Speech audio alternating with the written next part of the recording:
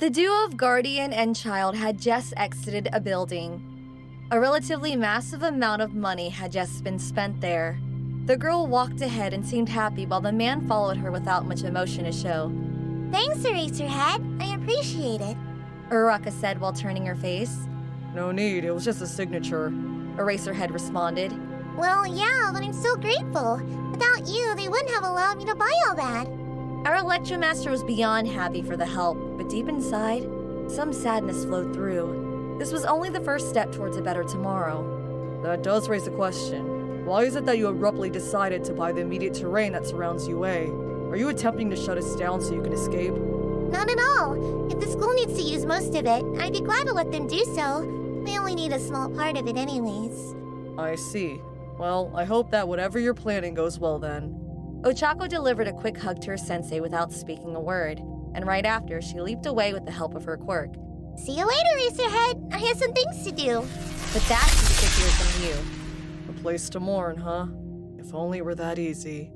Thankfully, before he could start remembering his past, his phone vibrated, and he picked up the call. Eraserhead speaking. Hey, Dad. Jinsani and I are gonna watch a movie. Do you want to come with us? I'm free at the moment, so I don't see why not. Great. Where are we again, Jun? Aizawa grinned as he awaited the answer, even though he was sure of what it was already. Right, the Mandalore movie theater. Don't be late. The movie starts at 2:30. See you there. Bye-bye. With that, the call ended, and Shota now readied himself to run, but a familiar girl snuck behind him. Would there be a space for me to join, or am I ultra late? Offense Armor asked. Eraserhead looked back and saw Kinuhata. This time, she wore clothes that reflected her age. You just want to see her again, don't you? Sai turned beet red, but she shook her head and exclaimed, It was meant to be an ultra surprise, and that's how it will be! Alright, let's hurry up before it starts without us. He patted her, and she gave him a thumbs up after recovering. Sensei! Jinsani exclaimed as she saw Eraserhead arrive. She proceeded to give him a big hug. You made it! Riko's eyes shined while she said that. Cutting it close too. Better buy those tickets now. As the adult here, he pulled out his wallet. He would be buying 4 tickets, and that's when he remembered. Before I forget, there's something that came to see you, kiddo. Someone... Wait, you don't mean... Surprise! The 12-year-old shouted as she crashed next to her friend. Kinuhata! Riko screamed in joy and proceeded to hug her tightly. She had even picked her off the ground with how excited she was. Yeah, I'm back home! Sai responded as she embraced Takitsubo. But how? Eraserhead invited me, and now I'm ultra here! She lied. In reality, she'd been looking for the perfect moment to meet back up with her friend once more. Takitsubo snuggled her face against Kinuhata's, and then she let her down. Quirk Stalker was beyond happy. Dad, you're the best! She then yelled, and Aizawa gave her a thumbs up from afar. Dad!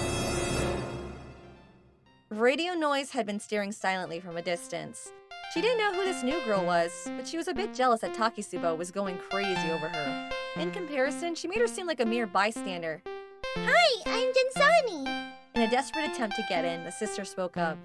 You must be the new friend. Ultra nice to meet you. I'm Sai Kinuhata, Takitsubo's best friend. Best friend? All instincts were telling Jen that this girl was a threat. Oh, cool. 10,032 replied and stepped back. She had to think of a plan. Here are your tickets. Aizawa miraculously stepped in to calm the situation. Or at least he should have. Why is she calling you Dad, huh? You better give me an ultra explanation for it before I blow you to Kingdom Come!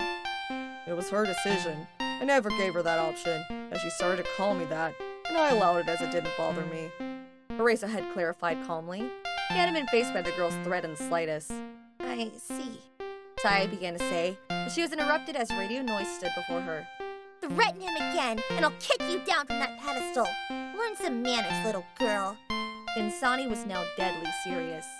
I'll show you who's a little girl! Kinuhata roared back. Ease up, you two. Shota warned as he got ever closer to the girls. Yeah, Dad is Dad, so it's all okay! Takitsubo added to try to calm down her friend a little. Understood. I apologize for the ultra commotion I caused. You better. Jen muttered. Riko Takitsubo smiled as her friends made up, and with a quick motion, she grabbed their hands and ran ahead with them. A smile surfaced on Aizawa's face. This wasn't so bad.